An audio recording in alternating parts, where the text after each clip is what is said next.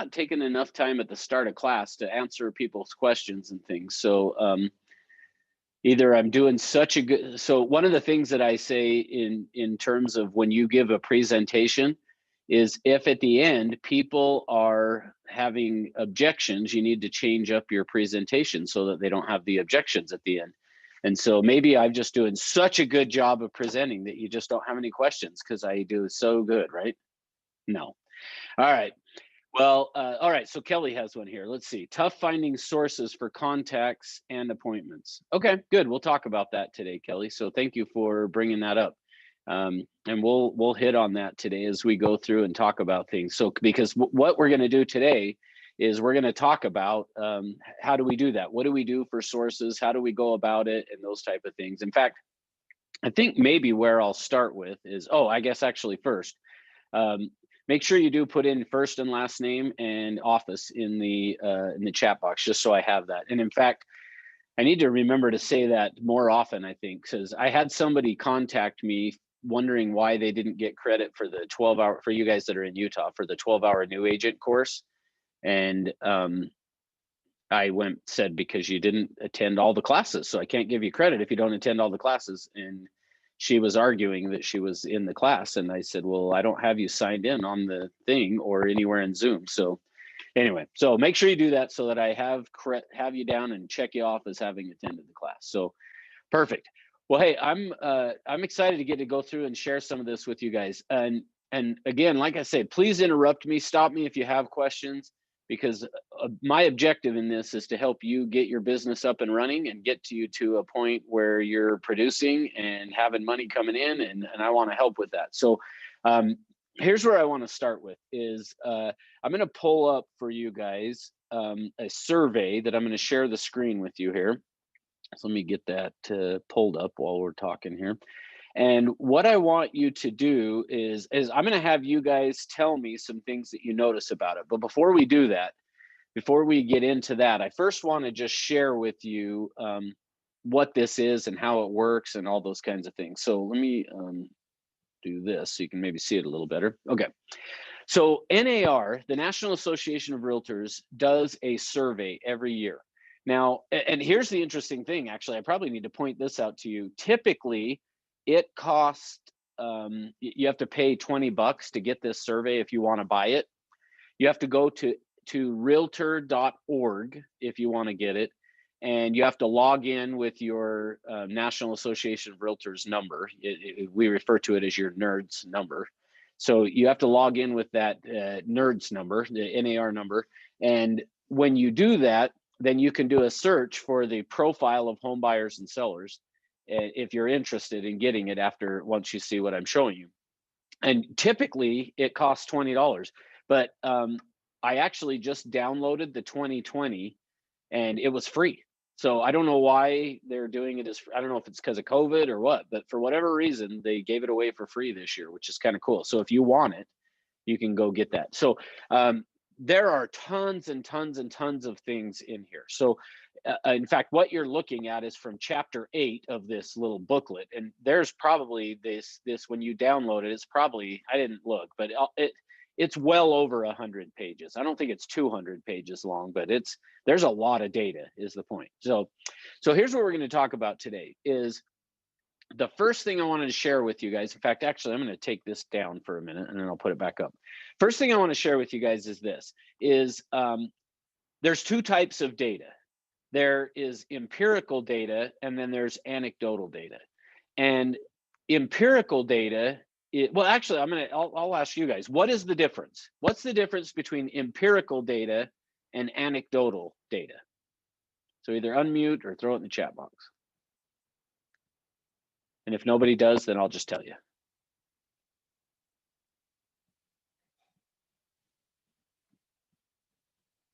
All right. Maybe you're typing, no one's unmuting. So I'll just start to tell you then. Okay. So empirical data is going to be data that is, well, let's see, somebody threw something in the chat box. There we go. Kelly says empirical data is backed by numbers or figures. Exactly right. So think of it this way, is empirical data, you could think of it as a scientifically done approach to things. So it's real data. Anecdotal data is just the stories that we tell. This business that you're in, real estate, is full of anecdotal data.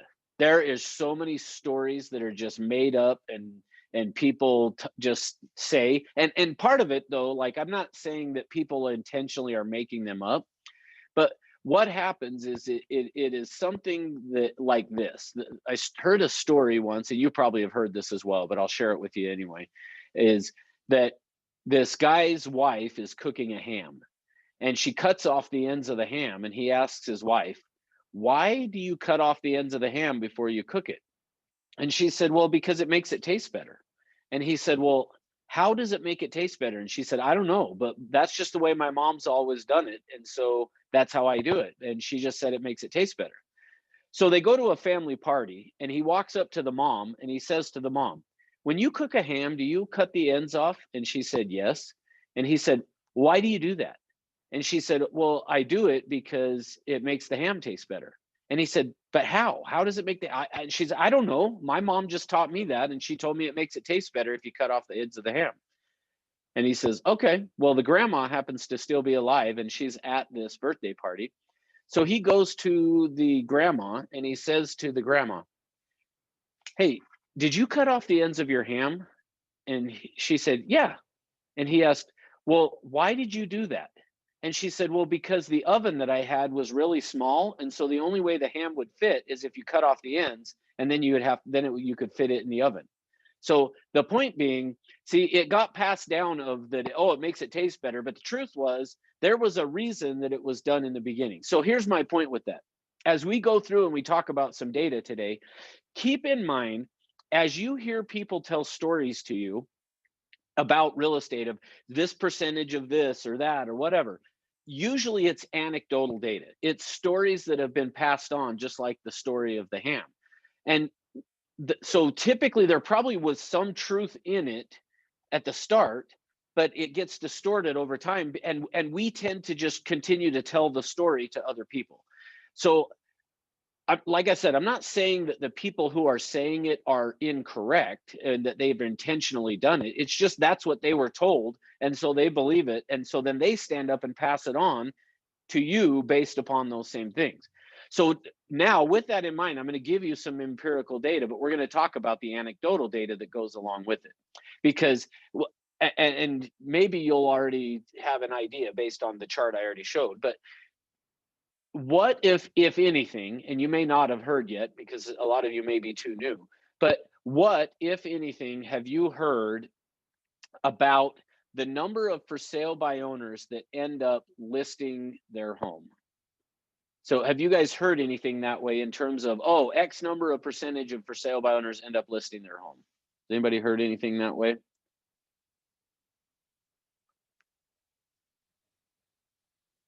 Okay, yeah, good. So Kelly said like over 70%.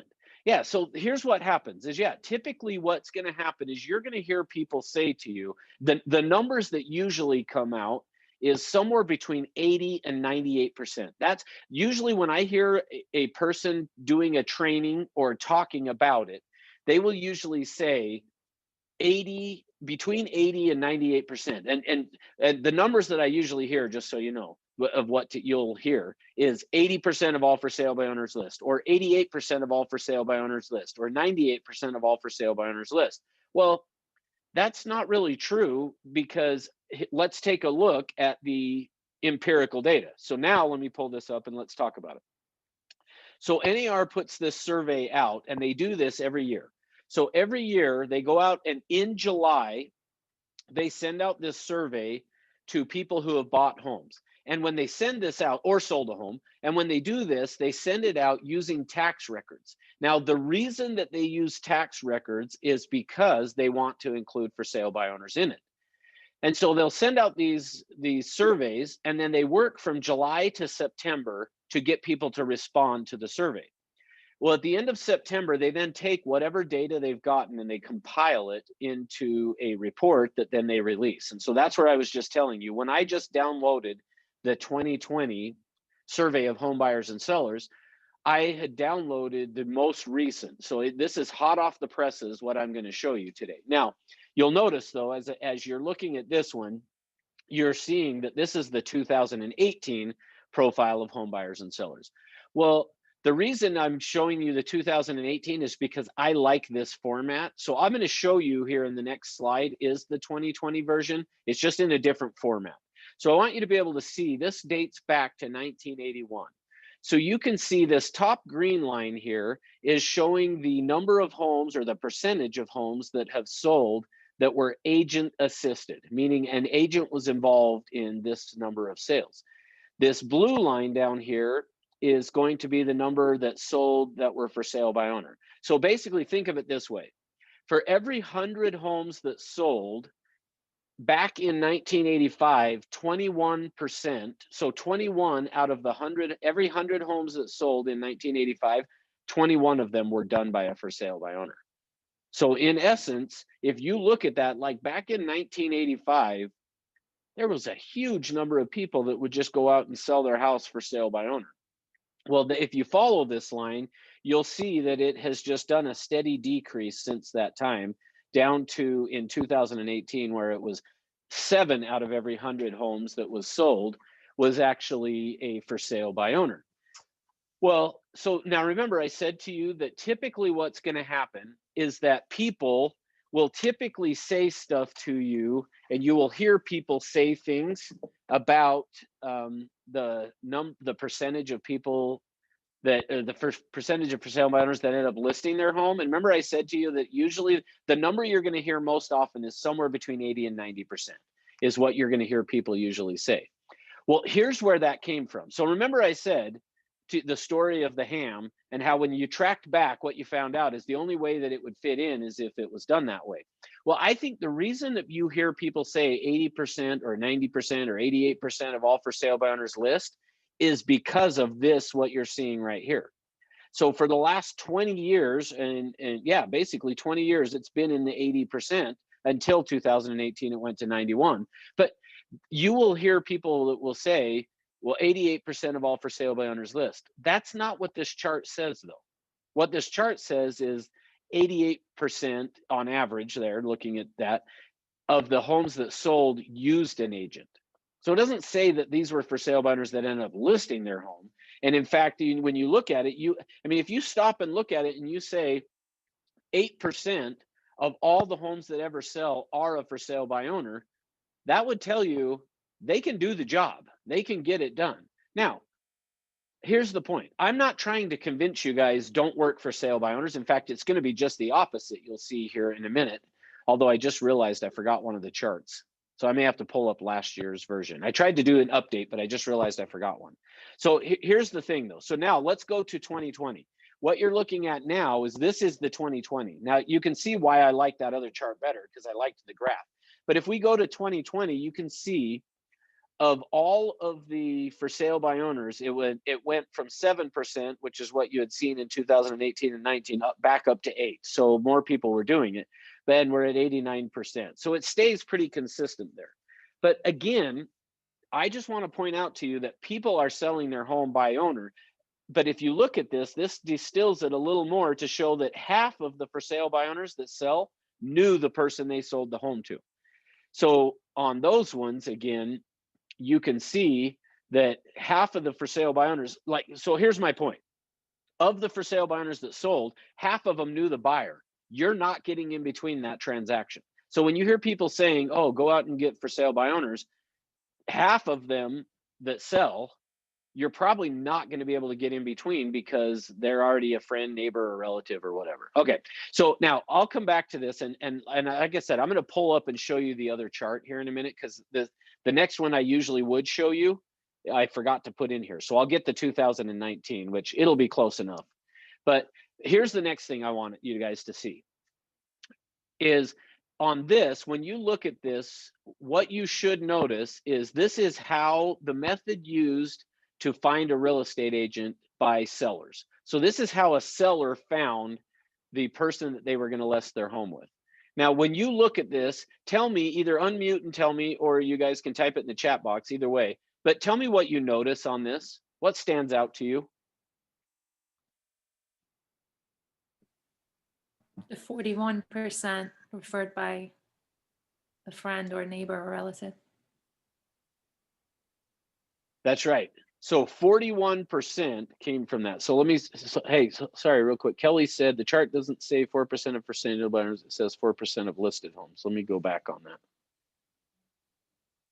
Right, I'm talking about this one or this one.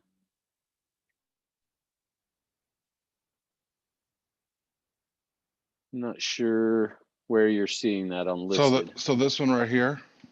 No, this one. Yeah. So it doesn't say seller new buyer of FSBOs.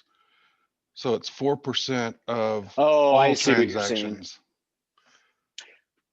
Yeah, except for if you notice, here's the only reason I know that's what it is because that's how they do it every year. And there's a little bit of an indent right here that is basically breaking down this 8% into being 4 and 4. Oh, okay. Yeah, and like I said, the only reason I know that is because the format they usually use breaks it down that way, and it's always about the same. So, yeah. So I see what you were saying, though. That makes sense. Yeah. Thank you. Okay, so back to this one. So the method used to find. So the way that sellers find 41% of the time it is referred by or is a friend, neighbor, or relative. 26% of the time they use the agent previously. See, for me, if you lump those two together, that's your sphere of influence. So in essence, what this is saying is 67% of the time, the way that the seller is going to choose who they're going to list their home with is through their SOI. So I hope what you're taking from this. So remember I said we're going to talk today about sources and things. And so we're going to hit on all the sources here in a minute. But I want to make sure you guys understand that 67% of the time, so 2/3 of the time, the way that a seller is going to choose who they're going to list their home with is because of being a friend, neighbor, or relative, or referred by a friend, neighbor, or relative, or they used the agent previously. So if you have not started contacting your sphere of influence, remember I told you guys on Wednesday, my broker, the first thing he said to me was, go make a list of everyone you know and start contacting them to let them know you're in real estate. Well, if you have not done that, this chart, hopefully, if nothing else, will get you going on that. Because what do you notice after that? So after those two, then what do you notice? What's the next thing that stands out to you on this chart?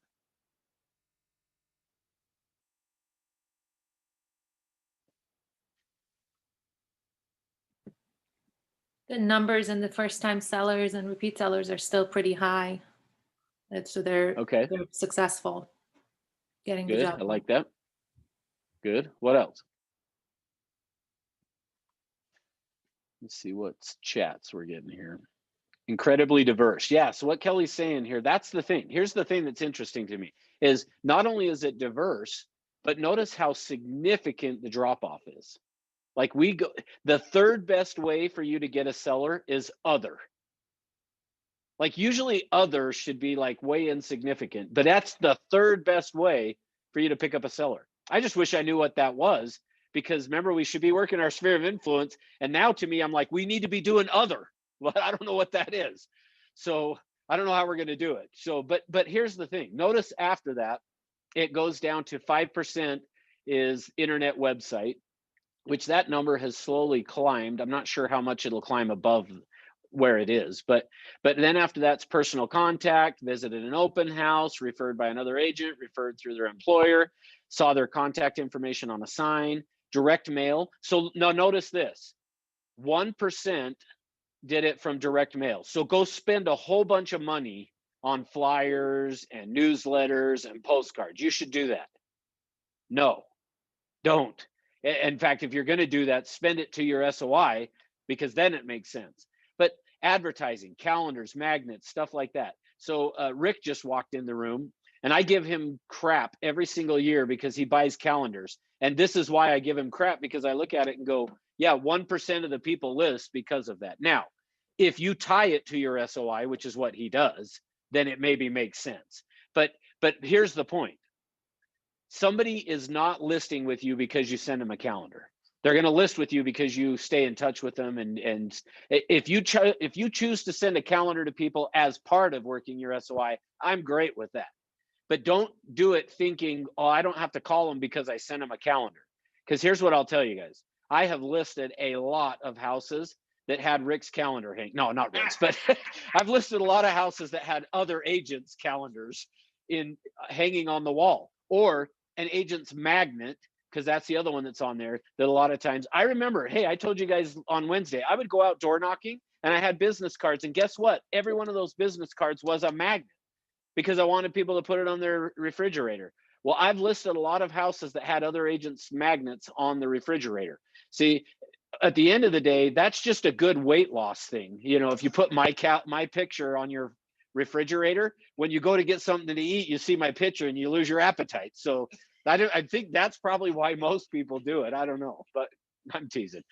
But here's the point. Don't go spend a ton of money on this kind of stuff, because if you look at the empirical data, it is staying in touch with your friend, neighbors, and relatives. Now, if you want to do some of those things as a way for your friend, neighbor, and relatives to stay in touch, that's fine. But don't do it thinking, well, I'm printed off these flyers and I'm going to go put them on 100 doors and that I'm going to get listings from it. Because yes, there's a 1% chance you're going to do that. So let me, and we'll do this next Thursday in class. I'll do this in greater detail, but let me just tell you what that means. Sometimes people would look at that and go, well, that means that there's a 1% chance. Like if I did it for 100, like one might call me back. Okay, sort of. But what it really says is every door that you put it on, there's a 99% chance they aren't going to call you. There's a 99 for every door, meaning it doesn't get better based on the number of doors you do. So we'll say more about that later, but I'm a little going off too much on that. So, all right, next is how did buyers find? So now we just looked at the sellers. So now let's look at how does a buyer choose the person they're going to list with? Well, if you look at this, what you're going to notice is 40% again came from referred buyer as a friend, neighbor, or relative. 13% used the agent previously. So 53% of the time, the way that somebody is going to choose their agent is again from your SOI. And third best again on this is other. You know, I don't know what that is again, but others, you know, people, that's just people going, I don't know, it wasn't any of these things, it was some other way. But now, yeah, bus bench. So here's the other thing I want you guys to notice. Now, notice on these ones down at the bottom here where we've got direct mail, saw the agent's social media page, newspaper, all of those have an asterisk. That asterisk means less than 1%. So again, like it's almost like don't go do some of this stuff. You guys are going to get hit up by people saying you should spend money on this. And what I want you to see is don't spend money on this. At the end of the day, spend the money on your sphere of influence. And we'll talk more about that, like I said, next week in the SOI class. But I just want you guys to see this. Now, here's the other thing that's interesting that I want you guys to observe. And actually, I want you to answer this. So notice 13% of all the buyers used the agent previously. But if we go to repeat sellers, so let me make sure you guys are understanding what we're looking at. When we're looking at this right here, this repeat sellers, this 18%, what that's saying to you is only 18% or 18 out of 100 people who bought a home when it was time, or excuse me. Yeah, repeat buyers. When it was time to go buy again, use the agent that they had used before. Now, and so in fact, actually, I'm going to go back for a second here. Whoops. On this, on the seller one, because I probably should point it out here first. Notice that repeat sellers only use the agent 28% of the time. Now, why? Why would that be? Why would repeat buyers only use the agent previously 18% of the time? Maybe they didn't hold true to their promises of what expectations of the seller were. Okay, so actually that's a good point. Let me point that out to you from my perspective in my own career. What you said I think is very good. For me, here's what I've learned. Almost every single transaction that you ever are involved in, pretty much every transaction you're ever involved in is going to have some type of a hiccup along the way. There are very few that are just going to be smooth all the way through. There are some, no question, but almost everyone's going to have some type of a little hiccup. And part of it is the most stressful events in a person's life is death, divorce, moving, financial issues, stuff like that. And so think of it as moving. Then you throw into they're moving because somebody died. They're moving because they're getting divorced. They're moving because they had a job loss or a job transfer. We are dealing with people in one of the most stressful events of their life. The reason actually that we get paid the amount of money we get paid, guys, is because we are dealing with people in one of the most stressful events of their life. Stop and think about it. People who deal with death, so morticians, make a good living. People who deal with divorce, attorneys, make a good living. People who deal with financial issues, bankruptcy attorneys, make a good living. And then you look at the most stressful events in a person's life, one of them is moving. The reason we get paid the amount of money we get paid is we are dealing with people in one of the most stressful events of their lives. And so you deserve to be paid that, I guess is what I'm saying. So don't get caught up in thinking, oh, wow, like this is more money in a paycheck than I've ever gotten in my life or something, because you deserve it. You're dealing with people in stress. Well, but because of that stress that they're in, what ends up happening is they get frustrated, and you are going to maybe potentially feel like maybe they're even mad at you. I'm speaking for myself on this, that I feel like they're mad at me that the transaction got postponed. They're mad at me because the buyers are threatening to cancel over an inspection or whatever. And then as a result of that, and generally it's those type of things are happening a lot of times right as you're getting next to closing. So then you as the agent feel like, oh, they're mad at me. I'm not calling them again and going to talk to them because I feel like they were mad at me. So part of why I think this happens here is partially because maybe there was something that happened during the transaction. But the other thing is more bigger than that, I would say. So here's the thing I want you to take away out of this.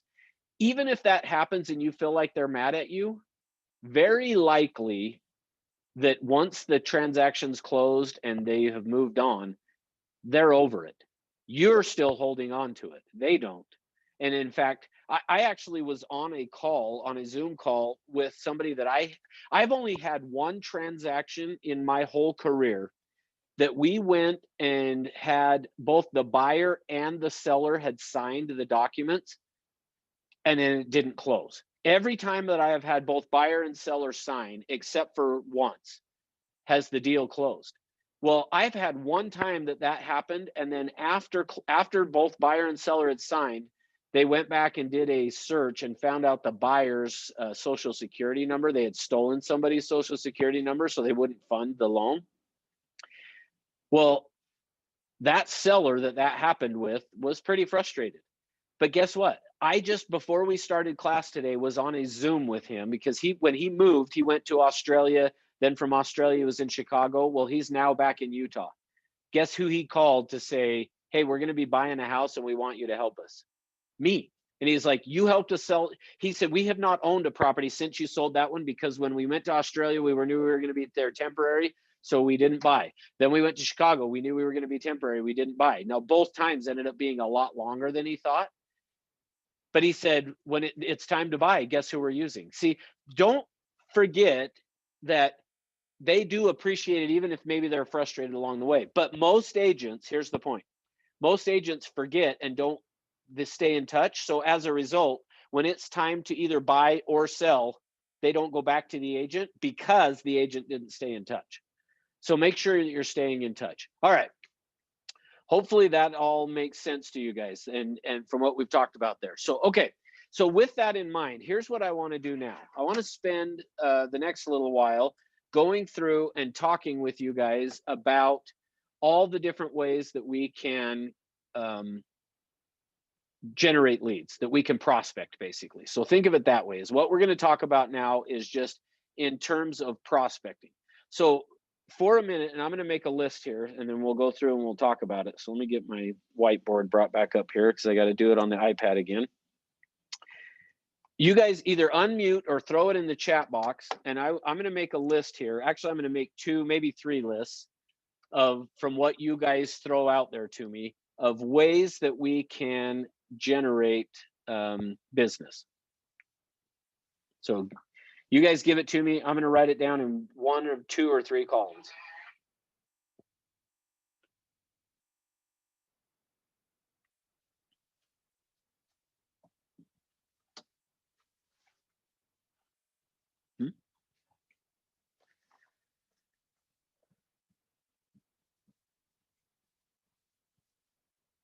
I'm getting nothing. Are you guys just wanting me to create the list?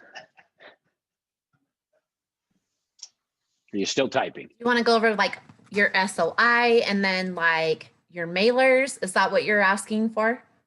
Yep, just that kind of stuff. So, okay, so Okay, good. So yeah, there's two of my let's- answers. Okay, thank you. All right, so I'm going to throw right here SOI, and then Door knocking. Marissa saying mailers. Good. I Door really- knocking. Go ahead. I don't want to finish. Okay, so Kelly says join organization. So for that, I'm going to write down, instead of join organizations, I'm going to just call it network.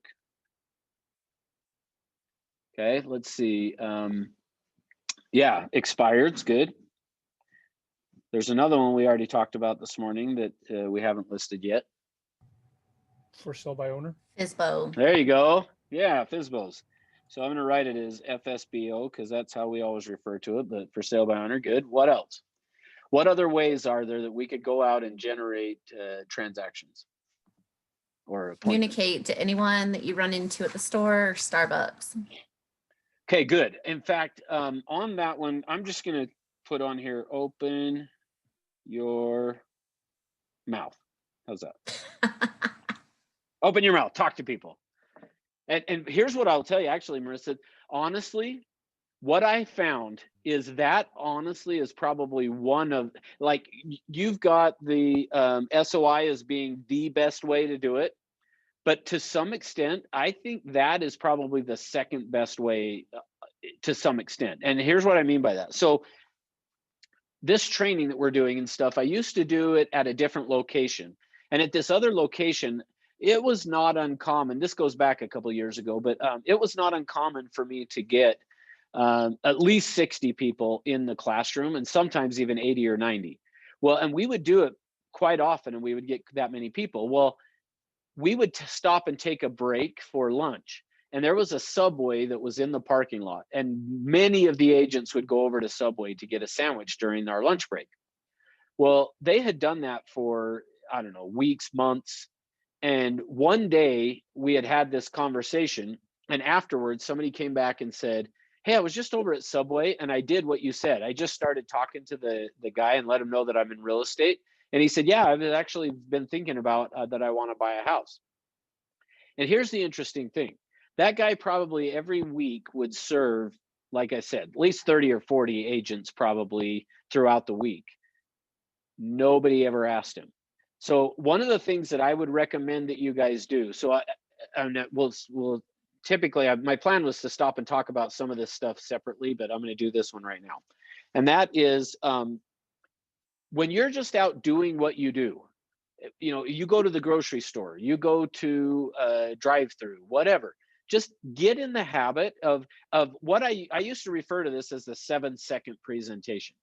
And what I would do is this, is I would have business cards with me.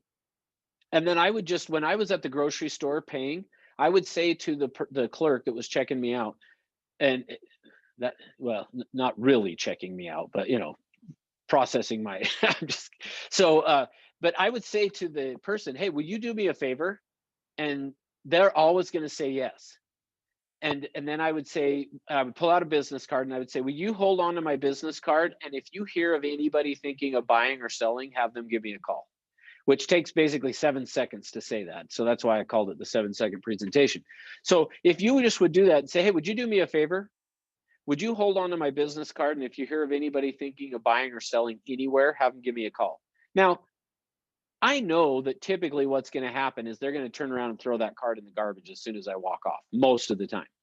But here's what I found. So it wasn't about them taking the card and really handing it to somebody, because I didn't really expect that was going to happen. But what would happen is they would say, well, actually, I've been thinking about it. Or they would say, oh, my brother is, or my sister is, or whatever. So if they didn't have anybody and they just took my card, my assumption was it was going in the trash. But it is a way of just generating some stuff just by going out and just when you go out to dinner and, you know, whatever, just get in the habit of, hey, would you do me a favor? And they're always going to say yes. And then you just say, would you hold on to my business card? And if you hear of anybody thinking of buying or selling, and I always said anywhere, if you hear of anybody thinking of buying or selling anywhere, give me a call. then what happens is, like I said, they'll usually start to talk to you. So it is a great way of doing that. And they're usually more open to talk to you in that environment than if you knocked on their door or called them on the phone. That same person, if you knocked on their door or called them on the phone, is gonna be like, nope, nope, nope, nope, nope. But because you're there in a service environment where they're supposed to be serving you, they feel like, oh yeah, sure, yeah, we'll do that. So anyway, all right, what else? What other ways can we come up with? That's a great tip. Thank you. You're welcome.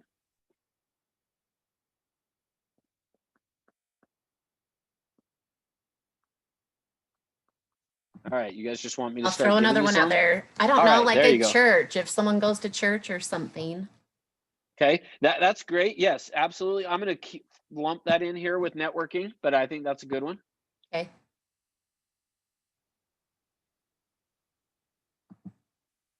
All right, I'll just start helping you guys then. How about Internet. open houses?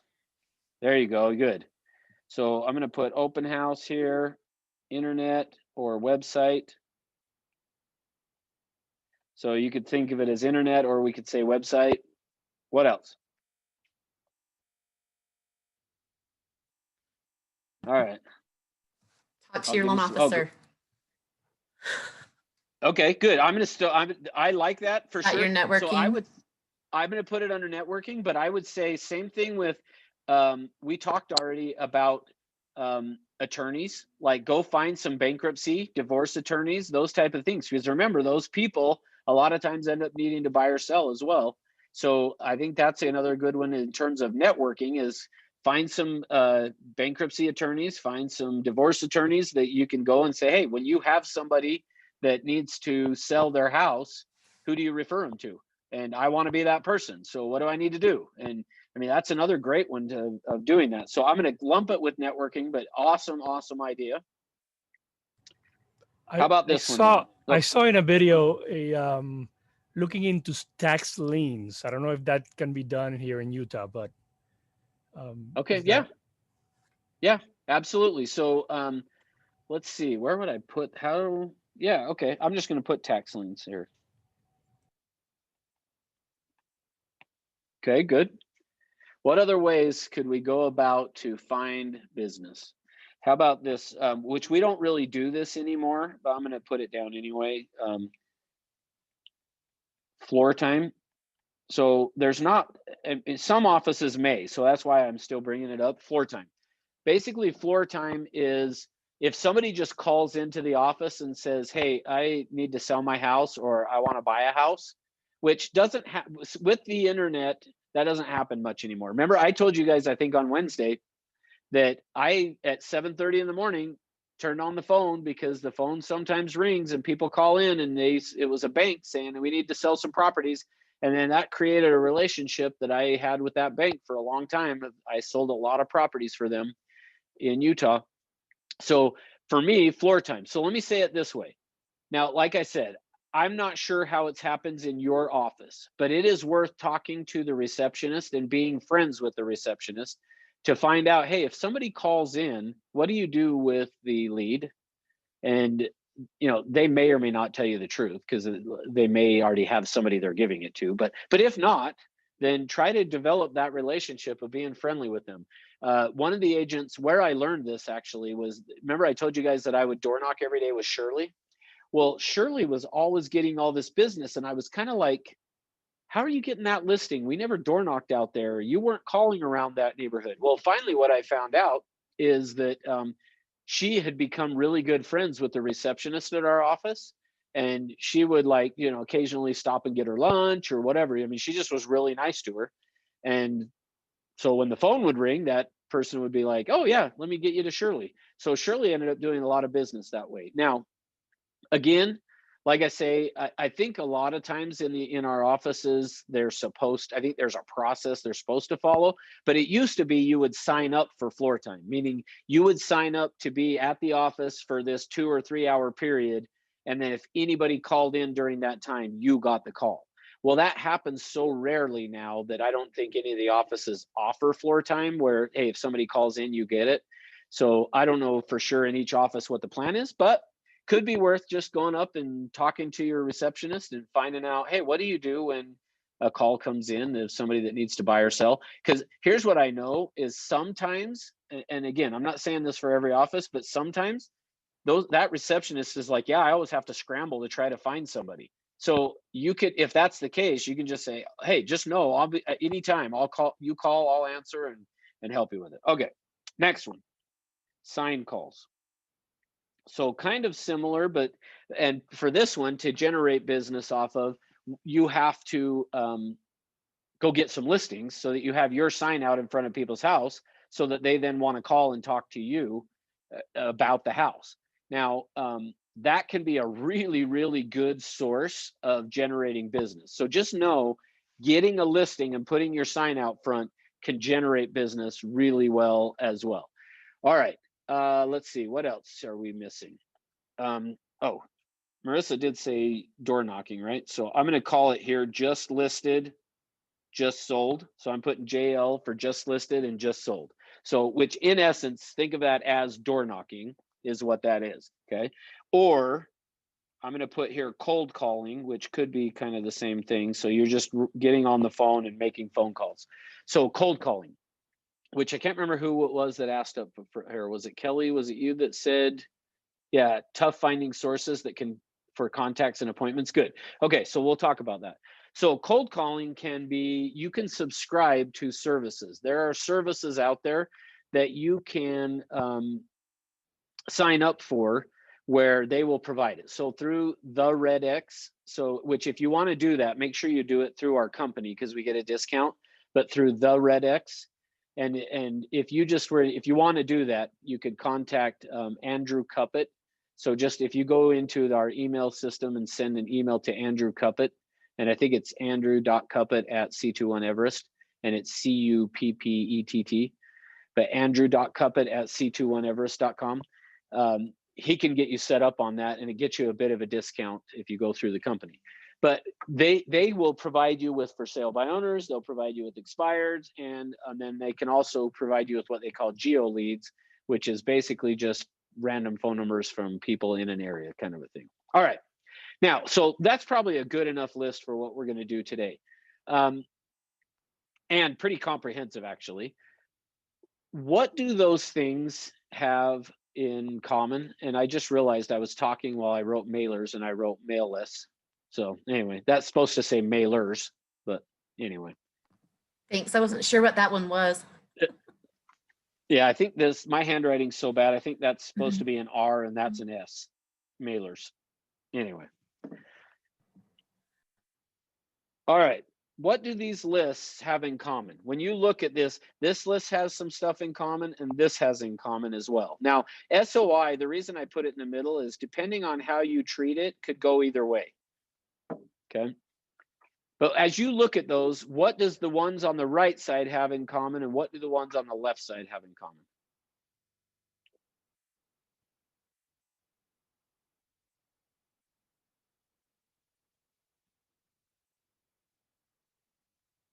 You guys are not wanting to participate today, huh? The right side basically involves communication, going up to people, talking to people. I guess left side does too, but. No, you're on the right track. Here's how I would do it. So here's how I would say it is what you said is right. This side is what I would call active prospecting. This side is what we would call passive prospecting. So typically think of it this way. On this side over here is where we are actively, like we're going and knocking on somebody's door. We're calling the expired. We're calling them for sale by owner. You're actively talking to somebody. Same with this and this. Versus on a mailer, you're just sending it out. Now, to some extent, I guess networking, like I say, if you're doing it actively, could fly over to this side, I guess.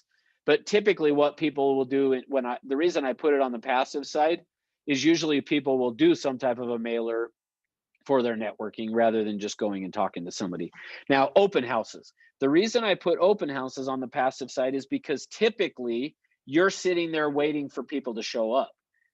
And if nobody shows up, you get zero contacts. So think of it that way, is This active side is where you're going out and generating the contacts, and the passive side is more you're waiting for them to come to you. Does that make sense? So the open house, I'm sitting there waiting for them to come to me. The internet, I'm waiting for somebody to sign up on my website. Tax liens, again, I guess could go over here, depending, again, if all you're doing is sending something, a mailing to them or putting something on their door, passive. If you're knocking on the door and trying to track them down, that's going to be active. And I'll show you a way to do that as well. Floor time, passive. You're sitting there waiting for the phone to ring. Sign calls, you're sitting there waiting for the phone to ring. Now, here's the thing. So remember, oh, I just realized I didn't show you guys the one thing I was going to, which I will show you here in just a minute. So, but first, I want to finish this off, because once I take this down, it'll be gone, which is so frustrating. But I want to talk through on these. So we already talked about for sale by owners and how people will say 88% of them end up listing, which is not necessarily true. And the reason why I say that's not true, so here's the thing. Part of when you hear people telling you data things, the way you're going to find out if it is anecdotal or empirical is you want to ask them, so where did you get that? And so one time, I want to share with you a story that I did, is I one time was at a training. And in this training, the guy stood up and he said, hey, everybody knows 88% of all for sale by owners end up listing their home. And as a result of him saying that, I had already had this whole thought on anecdotal and empirical, and I wanted to find it. But I also was doing these trainings, and I was like, if I'm going to stand up and tell people 88% of all for sale by owners list, I want to have the data to back it up. So I go up to this guy on a break, and I said to him, hey, I have been trying to find that data from NAR that says that 88% of all for sale by owners list their home, but I haven't been able to find it. Could you tell me where you got it, or could you share it with me? And he said, yeah, I'd be happy to, but I don't have it with me. He was from Boston. And so he said, I don't have it with me. So when I get back home to Boston, I'll send it to you. So I gave him my card. In this training, he had told us to go onto Facebook and friend him. So I had done that as well. Well, I never got this data. And so what I did is I ended up going onto Facebook and sending him a message in Facebook and said, hey, just a reminder, you were going to send me the data that shows 88% of all for sale by owners list. And he said, yep, I'll get it for you. I never got it. So a few months go by, and on his Facebook page, he posts the one day, everybody knows 88% of all for sale by owners list. So this time I posted it publicly. So I'm always one, if I'm going to challenge somebody, like I would never in the middle of a class raise my hand and be like, where did you get that? And, you know, and have them say, oh, I got it off of Facebook, and be like, or sorry, NAR, and say, okay, well, you know, I might say I could get a copy of it, but to some extent I knew, or I had a thought, I believe that it didn't exist. And so I didn't want to call him out on that in front of people. So I did it off to the side. Same thing with sending him the message in Facebook, because I was kind of doing it on to the side. Well, he never got it to me. So this particular day, he says, everybody knows 88% of all for sale by owners list according to NAR. So I said to him I just made a public comment on it and said, hey, you were going to send me that data and I've never gotten it. Do you have it? He never responded to me, and he deleted my comment. So what it told me is he didn't have it. And the thing is, I have learned it doesn't exist. Now, the reason it doesn't exist for sale by owners on that, of what percentage of them try it for sale by owner and then end up listing their home, the reason it doesn't exist is because there's no way to track it. If I was a for sale by owner and I just went and put a for sale sign in my front yard, for sale by owner, how would anybody ever know about it if they never drove by my house? They wouldn't. If that's the only advertising I did was stuck a sign in my front yard, no one would ever know about it. So that's why when you hear people say this percentage of for sale by owners end up listing their home, I always just know it can't be true, because nobody tracks that. You would have to drive around in your city every single day, every neighborhood, and keep track of what's happening to those ones that just have a for sale sign, a for sale by owner sign out front, to be able to figure it out. So it doesn't exist. So you're not going to find it. Now, I am going to show you in a little bit some information on expireds, and I'm going to talk to you guys about how to go through and how to work these things. But just keep that in mind, and I'm going to show you that here shortly. But before we get to that, here's what I want to show you is when it comes to open houses. Now, I did a study on this, and actually it was, I guess I shouldn't say I did it. It was the mentor that I talked to you guys about, where I've learned all this stuff that I'm sharing with you guys. He did a study, and what he found was this: 82% of the people who come into an open house will end up doing something real estate related within a 6 to 9 month period. Now, I will show you in one of the classes next week. I'll show you why that is and how it works. But here's the thing. One of the things that you may or may not have heard yet, but you're going to hear people say to you: open houses are a waste of time. You're going to hear people say that. Now, the reason that is true is not because the open house in and of itself is a waste of time. It is because the agent is doing the open house the wrong way. And what do I mean by that? Remember the story I already told you guys about cutting off the ends of the ham? Doing an open house the way we do an open house is very similar to cutting off the ends of the ham. Meaning, if I were to ask you, which actually just by, let me get my, oh, I can't see it. Never mind. All right. But on your computer, you should have a reactions thing. So either do a thumbs up for yes, or the face that looks like it's open mouth shocked for no, I guess. How many of you have done an open house? So if you've done one, do the reaction of a thumbs up. If you have not, then do the open mouth thing, I guess. I don't know.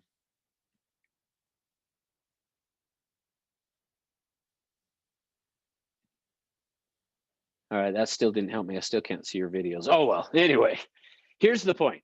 And what the way that you're going to do an open house typically is you're going to do it the way somebody teaches you how to do it, and they're doing it the way somebody taught them how to do it, which is how somebody else taught them how to do it. And here's the problem. When people say an open house is a waste of time, that is true, by the way, in terms of getting the home sold. Is typically it is not going to sell the house. So just know that. Most of the time when people say it's a waste of time, the reason they say that is because they are thinking of it in terms of selling the house, and it's usually the listing agent that doesn't want to do an open house, because typically what you will find is usually it's newer agents that do open houses. Now, that what I'm saying is not true across the board, but generally it's only newer agents that will do open houses. There are some agents who get it that will do open houses from what I'm teaching you right now, but most will not. And so what happens is they will tell their seller it's a waste of time, and they'll tell other agents it's a waste of time because they don't want to do it. But here's the thing. If I told you today, hey, we're going to do some prospecting, and of the people that you're going to talk to in your prospecting, 8 out of 10 are going to either buy or sell real estate within the next 6 to 9 months, you would probably be pretty excited about, tell me what to do and I'll go do it then. Because don't we want to be in front of people who are going to be doing something real estate related? Like I do. And so for me, even though it's on this passive side, there is a way you can go about doing an open house to have it become more of the active side of things. Now, here's the other thing I will say. For you guys in California, you get a way better turnout on open houses than what we do in Utah. Like in Utah, it's not uncommon for us to do an open house and to get 1 or 2 people to come through during that time. In California, it's not uncommon for you guys to get 30 or 40. So now let's stop and look at that for a minute. Let's just say, actually, let's even just go to 20. Let's say you had 20 people come through your open house, and 8 out of 10 or 16 out of those 20 are going to do something real estate related. Do you think it's possible that you could capture a few of those out of 16? You should. So ultimately, what you have to do, though, in order to do that is what we talked about on Wednesday of, remember, you got to connect. In fact, I'm going to put it on here. You got to connect. You've got to then create value, and you have to close. So when you're going to do any of the prospecting we're talking about right now, you've got to connect, create value, close. So when somebody comes into an open house, let me just give you guys some pointers on this one for now. So the idea of what we're going to do for the rest of the class today here for the next about half an hour is I'm just going to talk about each of these ways and give you some ideas of how to go about doing them effectively, okay? So on the open house, if you're going to do it, you got to keep in mind on everything we're doing, we're connect, create value, close. But typically, here's what typically happens at an open house. The way that most agents get trained to do an open house is like this. You go out and put out 2 or 3 signs, and you do the open house for 2 or 3 hours. And then you sit there, and when somebody comes in, you go, come on in, here's a flyer, take a look around. If you have any questions, let me know. And then the person walks around and they leave. Well, remember I said that people say open houses are a waste of time? If that's how you do it, it is a waste of time. Because here's what I know. Most agents who do an open house and do it that way, the people will come walk through the house and then they leave and the agent never hears from them again, never got their information, anything like that. So if you're going to do an open house, do it the right way and do it as a way to generate business. Meaning, so I'm going to give you guys some clues now of how to connect, create value, and close at an open house so that you can actually get transactions out of it and not end up having it be a waste of time. Because if you don't do the way I'm going to tell you to do it, and you do it the way most agents do it, you're wasting your time. You're not going to get any business from it. But if you'll do it the way I'm telling you, you can capture, I'm not going to say you could capture 82%, even though that's the number. That how we figured that out, by the way, what the study looked like is every person that comes into an open house, you need to make them register on the open house to come in, okay? So that's got to be the first thing that you have to do is every person that comes to your open house, in order for them to come in and see the house, they have to register. You have to don't let them in if they don't sign in. So that's the first thing. So how we figured this out is we made people sign in. Then it was really easy because now you can contact those people and stay in touch with them. And we would just call periodically and say, did you do anything? Have you done anything real estate related? And what we found is 82% of the people 6 to 9 months later. So the reason I say 6 to 9 months is really we could say it as 9 months later. But what we found is the majority of the people who walk into an open house will do something within that 6 to 9 month period. So you have to keep in mind that the people coming through there are coming through that open house because they're in the early stages. And, oh, excellent question, Kelly. I'm going to come back to that in 1 second. But the people are in the early stages of buying, and they walk in and they're going to tell you one of 2 things. Either we're just looking, or we're not serious, we were just driving by, we're a neighbor, we just wanted to come over and see what it looked like, something like that. But what you have to understand and know is that they're in the early stages of buying. They don't know it yet. The reason they're saying they are just looking, or they're a neighbor just checking it out, is because they don't want you to bug them. And so they're trying to stop you from bugging them. No different than when you walk into a department store to buy something and the salesperson says, can I help you? You say no, even though minutes later you need their help for something. But it's just a reflex no. So when people walk into an open house, they're going to say no to you as well. Or they're going to tell you what Kelly asked here is he said, do you ask them if they have an agent already? Here's the thing, Kelly, make sure you guys are paying attention to what I say right now. Do not ever ask somebody if they're already working with an agent. Now, that's going to go counter to what you were trained when you went to the board and got trained on the code of ethics. What they told you there is you need to ask people if they're working with an agent as soon as you meet them. That is actually not what our code of ethics says. That's what gets taught. But if you actually go read in the code of ethics, what it says is you have to ask if they have signed an agreement or if they're working with an agent prior to providing a substantive service. And then it puts in parentheses, presenting a CMA or writing an offer. So technically, Kelly, we don't have to ask until we are ready to provide a substantive service. And here's what I've found. Great question. Thank you for asking. Here's what I've found. Is we train people to lie to us. Let me show you what I mean. So Kelly, let's say that you, I walked into your open house, or even called you on the phone for that matter. But let's say I walked into your open house and you said to me, are you working with an agent? And I say no, then what are you going to do? As soon as I say no, I'm not working with an agent, what are you going to do? Then I'd offer my assistance. That's right. But now remember what I just said a few minutes ago. These people are usually 6 to 9 months out. And so in their mind, they don't think they're going to be buying or selling. So if that's the case for me and you offer me your assistance, I'm going to say what? You're not in the market. Not interested. Yeah. Yep. And then what are you going to do? Well, hopefully I have their information. That's because on my form that I use to gather the information, it has a column for, are you working with an agent? Okay, take that column off. Okay. Actually, you can leave it. Actually, you can leave it on. It's fine. It doesn't matter. But here's what happens though. So watch this. And especially once we're done today, I'm going to tell you guys, if I haven't said already, you have to ask for an appointment 3 to 5 times before you're going to get it. Typically, the first time you ask for an appointment, people are going to tell you no.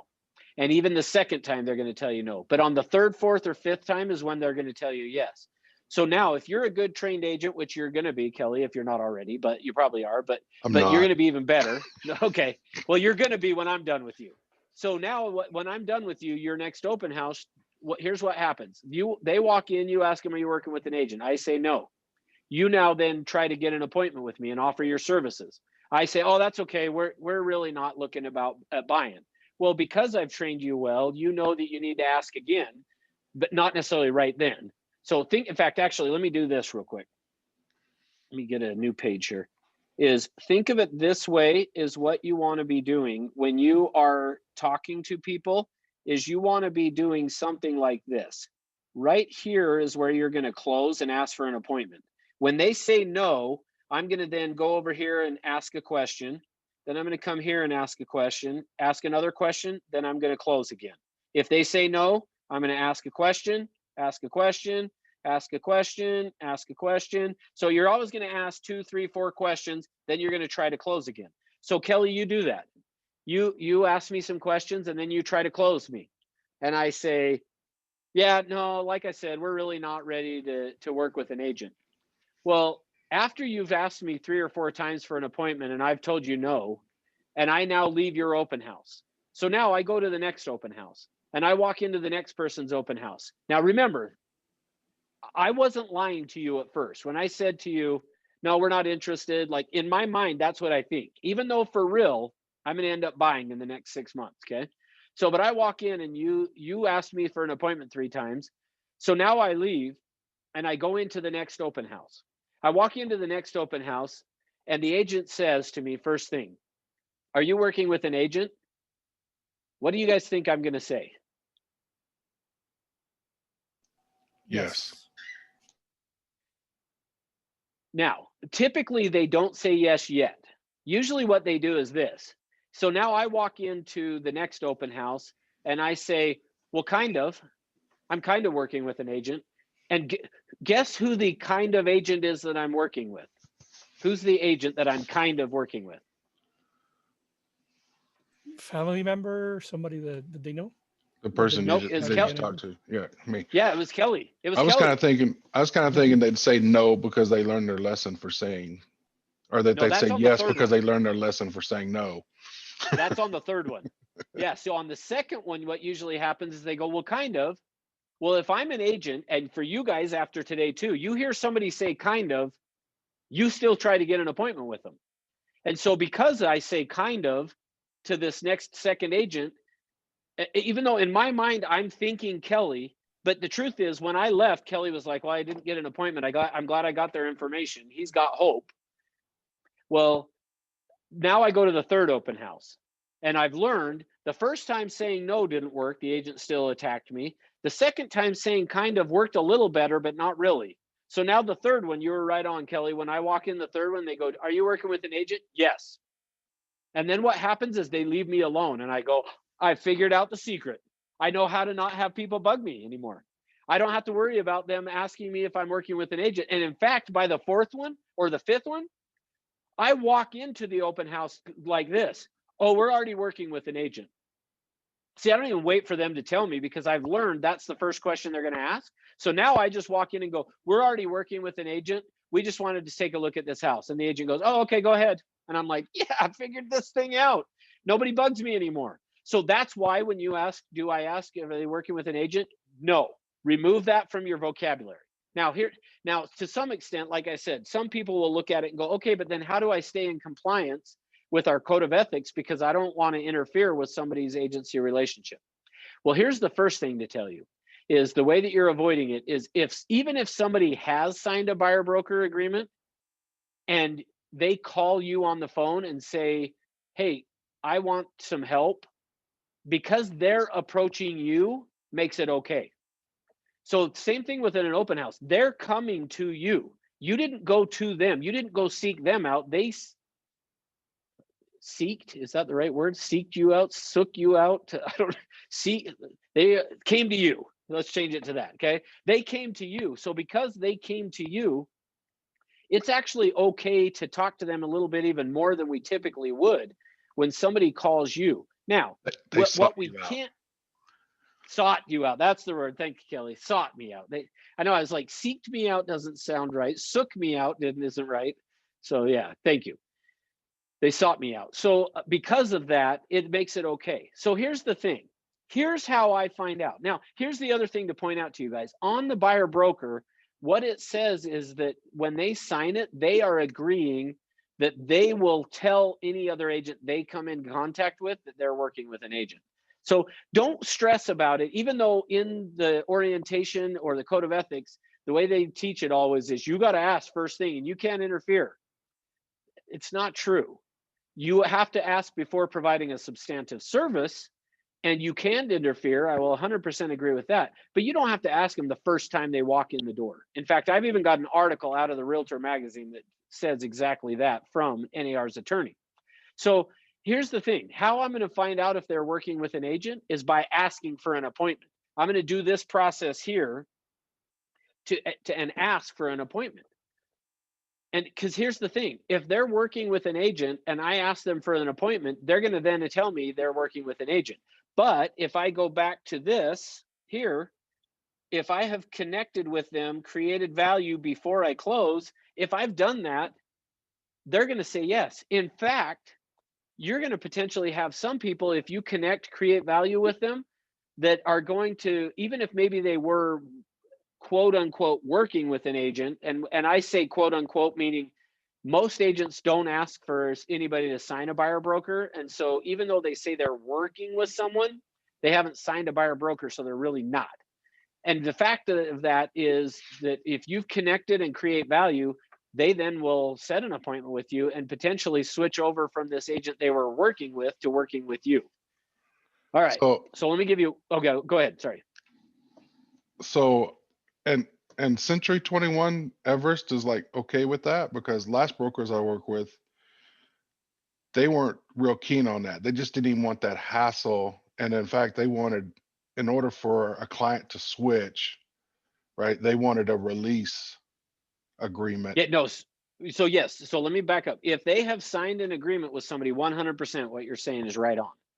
It's just most of the time they have not signed an agreement with anyone. So if they've not signed an agreement, well, I'm not worried about it. So that's where I would say, yeah, Century 21's not worried about somebody who has not signed a buyer broker agreement with somebody. But if they have, 100%, yes, you can't get involved until they get released from it.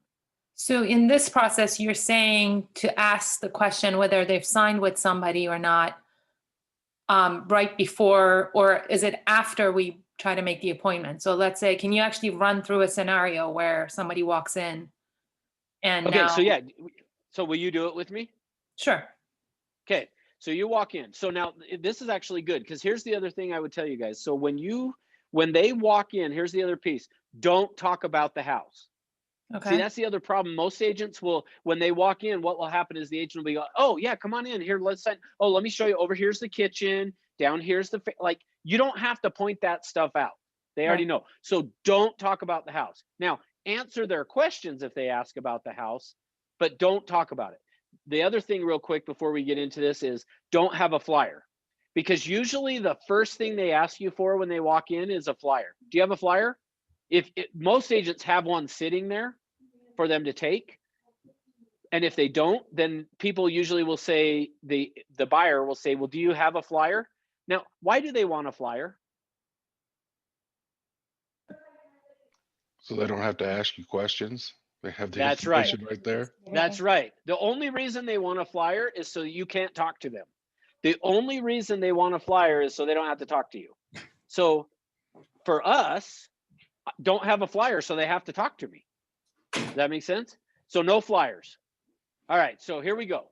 So you just walked into my open house. First thing I'm going to do is say, hey, thanks for coming. At the seller's request and as a condition of viewing the home, all guests are asked to sign this guest register and complete the information sheet before they view the seller's home.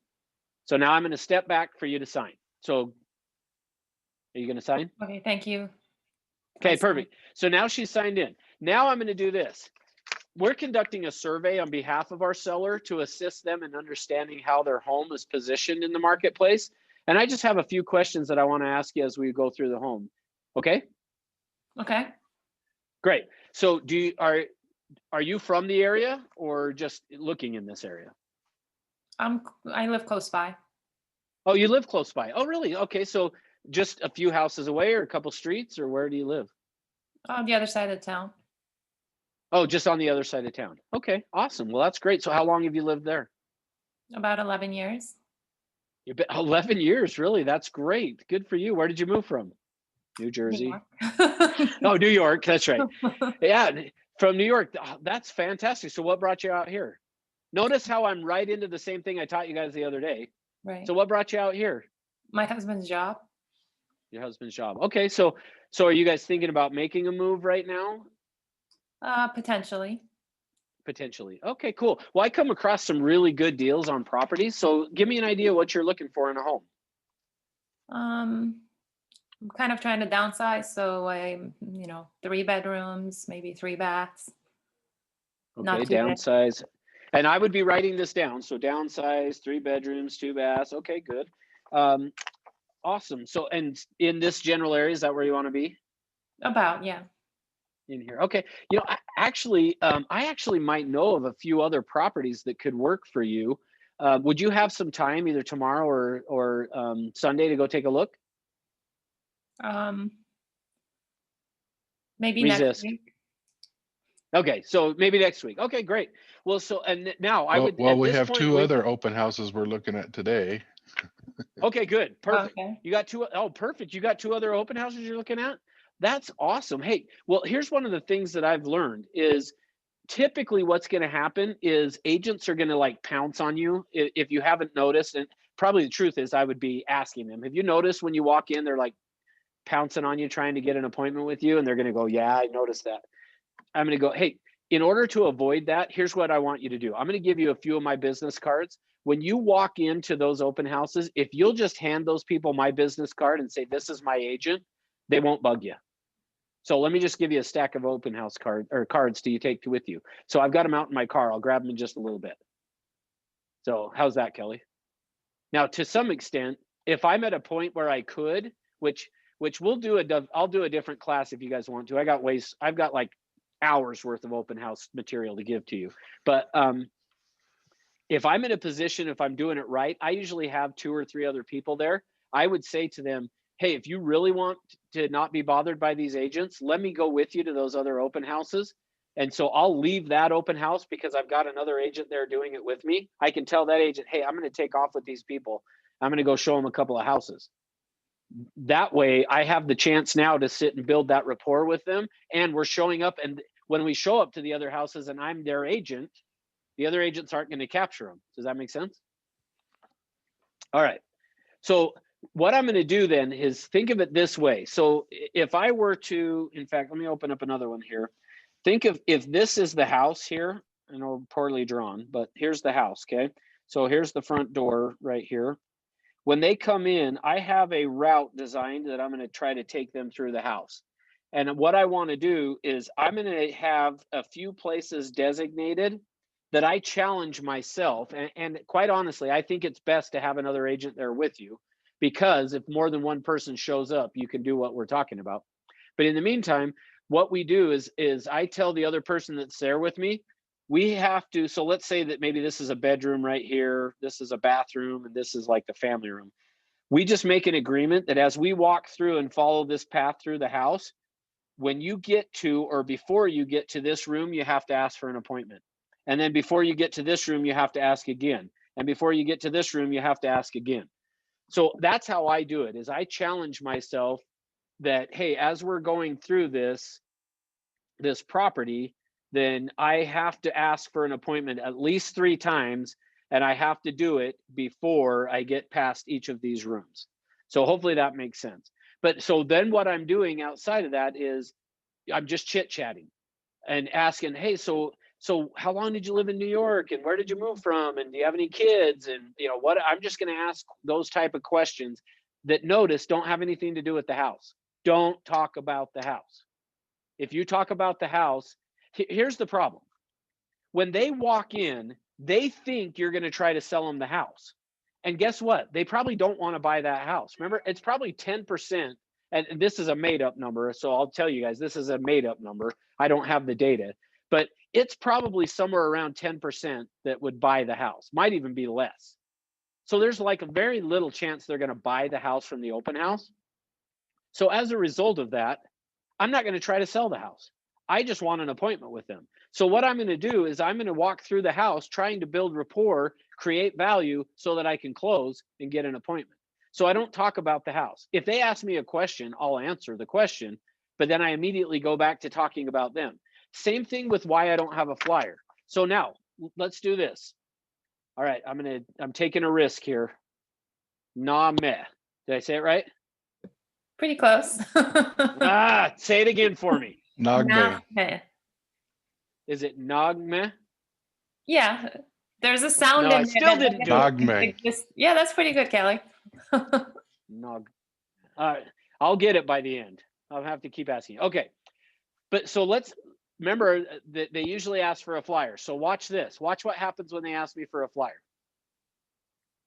Can I see a flyer, please? Oh, you know what? We ran out. I don't have any flyers here, but I would be more than happy to drop one off to you. When would be a good time for me to bring it to your home? I'm not sure if I really like for you to come by. Okay, no worries. So anyway, you said you came from New York. That's awesome. So, because see, they don't want a flyer. Right. So when you offer the flyer, they're usually going to say, oh, that's okay. I don't need a flyer. The only reason they want the flyer is so they don't have to talk to you. And I want them to talk to me. So that's why I don't have a flyer. Now, occasionally I'll have agents that get mad at me and be like, but my flyers are really nice. And I don't know how you could not, and people list with me because of my flyers. Okay, then use a flyer. But for me, I don't use a flyer because that's how I'm going to get the appointment. Is because usually that's the first question they're going to say. And remember, you're going to have to ask 2 or 3 times to get an appointment. Remember I told you that over here? You're going to have to ask 2 or 3 times to get the appointment. I want to get the first one out of the way as fast as I can. And so usually that's where the first one comes, is they walk in the door, they sign in and they go, do you have a flyer? And I say, you know what? We actually ran out. So even if there are flyers there, go put them in your car. Yeah, I forgot them, something. I don't have any flyers here, but I'll be happy to get you one. When could I come drop it off at your home? And then they're going to say, no, I don't need one. But now look, if I have to ask 3 times, I can go, okay, there's one. I can check that one off. And then I can start to talk to them again. Now, here's the thing. Almost any question they ask you, I'm going to use as an excuse to get an appointment. So let's say that she asked me, so are there a lot of other homes in the area that are like this? Yeah, actually, there are a few others that I'm aware of. When would you have some time that we could go take a look at them? Like almost any question they ask, I'm going to try to use as a, that's the very reason we ought to get together, is I've got some great information. So I use that line all the time. I've got some great information that I would like to drop off to you. Whatever it is, and then go find some great information. I don't know, but I've got some great information that I want to bring to you. Okay. Now, So I'm going to do that, and I've got to ask for the appointment 3 times in order for me to get it.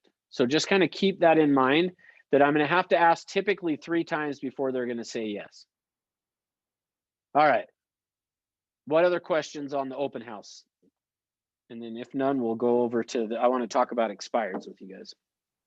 I want to sign up for your class if you'll really do one on open houses, because everything that you're saying is like, it's mind blowing. Like, I wish I would have known this information at my first open house.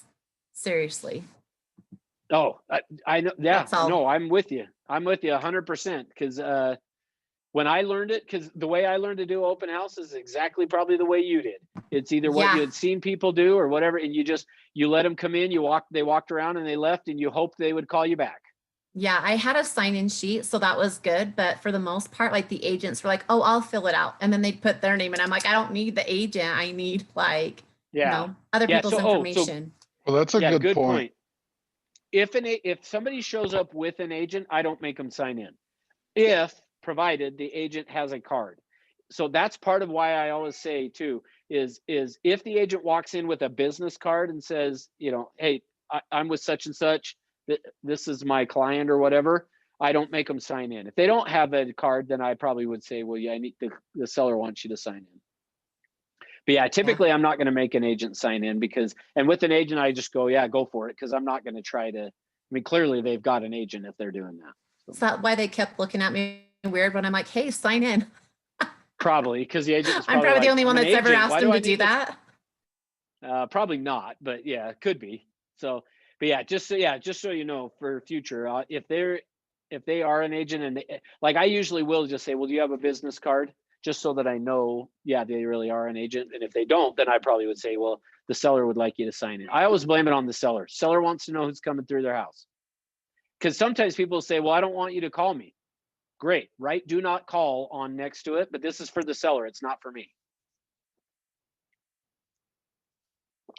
All right, next then. Let's talk about expireds, because actually that one's a fun one that I like. If you guys watched Morning Ascent a few weeks ago or within the last couple of weeks, I don't remember when it was, but Brian Noel was on there. Brian Noel, when he was on, George said he's going to make $1 million. Brian was like, it's not quite that much, but let's just say it's 700,000 this year, which he's typically 400,000 to 500,000 consistently. But if it sounds like this year, maybe he's going to do 7 or 8, or I mean, I don't know, but way more than he's done. What he does is he works two groups. One is your sphere of influence, which we're going to talk about that next Thursday. So I'm going to spend 2 whole hours on that with you guys Thursday. The other thing he works is expired listings. So now let's talk about expired listings for a minute. Whoops. All right. So if you want to work expired listings, this is the way you want to work an expired listing. Is decide on an area. So think of it this way. If this is like maybe say where your house is here, kind of choose an area that is close to your house. Sorry, my computer keeps getting messed up here. People keep calling me and it messes up my screen share for a second. I don't think it's messing up yours, but it does mine. There we go. Okay. So what I recommend is either choose an area close to your house, or let's say this is the office building here where your office is, choose an area close to the office, or go choose just some other area. Okay, so think of it this way. And what I'm sharing with you is the way that Brian Noel goes about it. And like I said, he's making a lot of money, most of it from his SOI, but the other that he gets is off expireds. And this is what he does, is he's identified an area. So you could do 3 areas if you want, you could do 2 areas, you could do 1, you decide. But here's what he does, is he then went and looked up in whichever area the expired listings for the last year. So this is how you're going to get started. So he's not currently doing it this way, but this is how he started. Is you go look up the expireds in that area for the last year. Now you want to make sure that they have not relisted. So you're only going to the homes that were expired within the last year and that have not relisted. Okay. Now, once you've done that, then what you're going to do, so let's just say that I've identified a few in this area right here. So Now what I'm going to do is I am going to go out and I'm going to knock on the doors of these properties. So I go out to knock on the door. Now, I don't know how many of you have gone and done this, but let me tell you about what I did that didn't work. So I had gone out and was knocking on doors for expireds, but I did it for the whole Salt Lake Valley. And for you guys that are in California, basically Salt Lake County, and I was doing that whole county. Well, in essence, think of it for you guys. If you guys are both Westlake, so think of it if you were going to go door knock houses in Ventura County.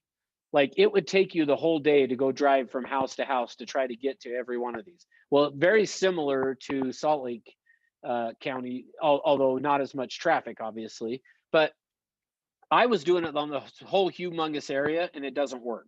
So instead, what you want to do is identify a smaller area. And sometimes people will ask me, well, how big's the area need to be? It kind of depends. So you're going to decide, but I'll tell you how you're going to decide here in 1 second. But what you want to do is you go out and knock on this door. Well, when I was doing it for all of Salt Lake County, I would go out and I had about 10 houses, and it took me almost the entire day to go knock on those doors to talk to one person and have that one person say, oh, yeah, we actually just relisted last night. It just hasn't hit the MLS. Oh, well, that was a waste of my time. So what I recommend that you do is pick a smaller area so that you could hit it within an hour or two, be done with what I'm talking about, okay? So if you do it and you find one house, you might need to do a bigger area. If you do it and you find 50 houses, you might be like, oh, I need to shrink the area a little bit. So you just decide. You'll figure it out intuitively. Should it be bigger or smaller? If it takes you too long to get from house to house, and then it's too big of an area. If you're able to get through it in no time at all, then do a bigger area. So that part, don't worry about. You'll figure that out. But I'm going to go knock on the door. Typically what happens is I go knock on these doors, and what happens is they're not home. So what I did before was I would jump in the car and go to the next one. That's not what you want to do. And this is how Brian Burnett does it. So, or not Brian Burnett, Brian Noel. What you want to do then is you knock on this door, and if you talk to him, great. If you don't, then from there, you're going to go to 1, 2, 3, somewhere between 3 and 5 houses this way, cross the street, and you're going to go to 6 to 10 houses this way, cross the street, and you're going to hit the other 3 to 5 houses this way. Now, here's what you're going to do. I'm going to go knock on the door, and I'm going to say, so let's assume these guys weren't home. Okay. So now I'm at this door right here. So I go knock on that door. They open the door. Hi, my name's Russ. I'm with Century 21. Now, immediately their guard goes up because they think I'm a door-to-door salesman. But here's how I disarm them is I go, I'm actually not here to try to get you guys to buy or sell.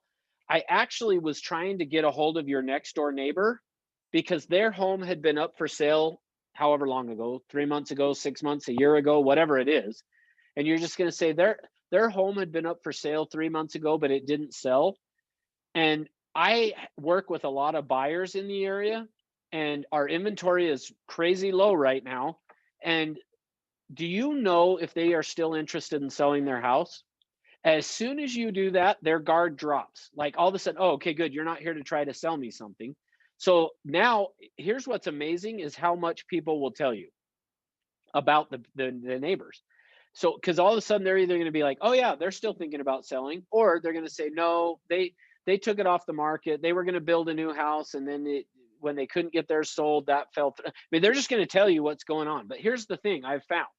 If these people had opened the door here, they might not necessarily have told you the truth, versus as you go and you talk to this one here, they're going to be more willing to tell you the truth, or this one, or one of the ones over here is more likely going to be to tell you really what happened and what's going on with them. So I'm going to do that now. So so I knock on the door. I'm not here to talk to you. I was trying to get a hold of your neighbor. They're not home. I usually lead it off with, do you know when the best time to catch them at home is? When would it be best to be able to talk to them? And they'll usually tell you, that's the other thing that's good about doing this, is they'll usually say, oh, they're usually home at 5 o'clock, or go by at 7 o'clock, or whatever. They'll give you the idea of when to go. But the second thing I want to find out is, do I want to keep coming back? Because if I talk to 3 of these neighbors, in this whole area, let's say, of, you know, these 10 houses or whatever, then if I talk to them and they tell me that, yeah, no, they decided not to sell. A bunch of them are telling me that, and they get the same story from each of them. I might not worry about going back to that house. Hopefully that makes sense. But so here's what I do. So now they've told me whatever they tell me, then I am going to kick into, well, how about you?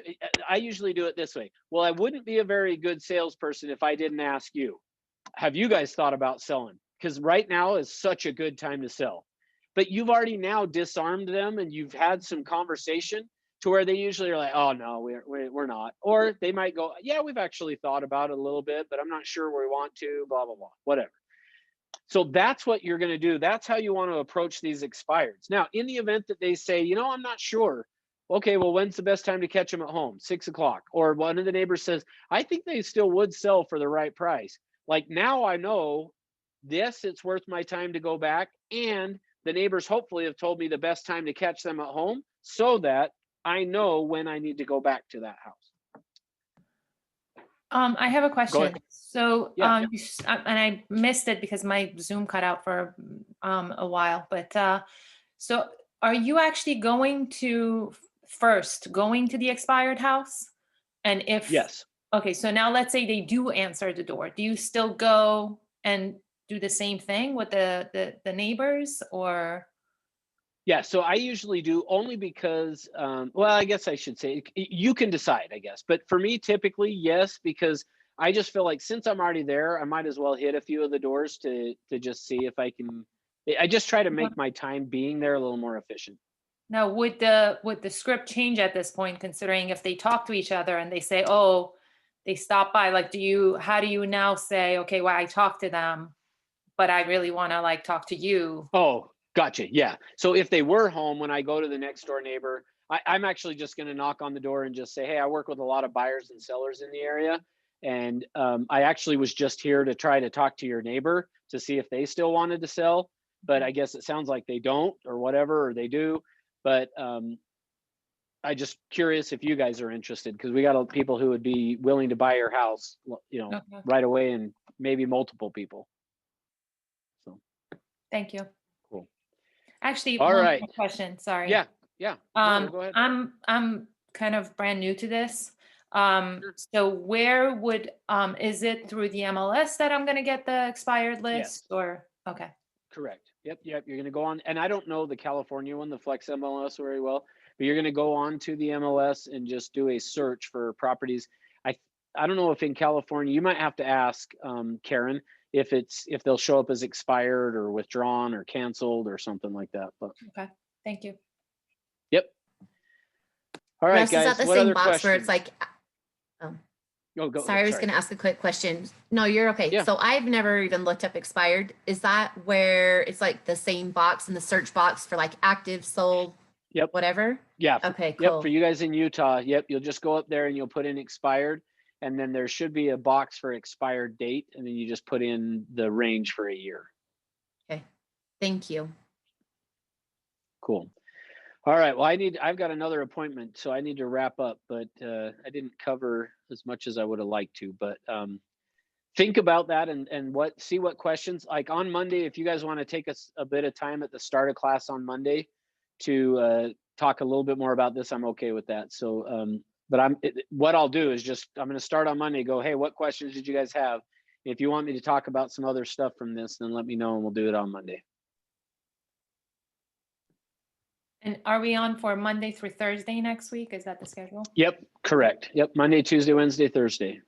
So on Monday, what we're going to do, if you guys don't have more questions on this, or even if you do, the bulk of Monday is going to be, okay, now I got an appointment. Now what do I do? Basically. So just real quick, so what are your thoughts about using RedX or LandVoice, or I just saw a new one called Vulcan 7 for the FSBOs and expireds? No, I think it's great. Yeah. For me, I liked the idea of identifying, if you're going to do that, do a bigger area that you're contacting. But for door knocking expireds, I like to concentrate and like really go hit them, because you'll set yourself apart. Nobody else is out knocking on their doors. Everybody else is calling. That's the only reason I like knocking on the door, is it sets you apart. Right. I never can catch them at home. That's why. Yeah, well, and that's why I say to do go to the neighbor. The neighbor will tell you when to catch them at home. Yeah, that's a That's good the idea. advantage.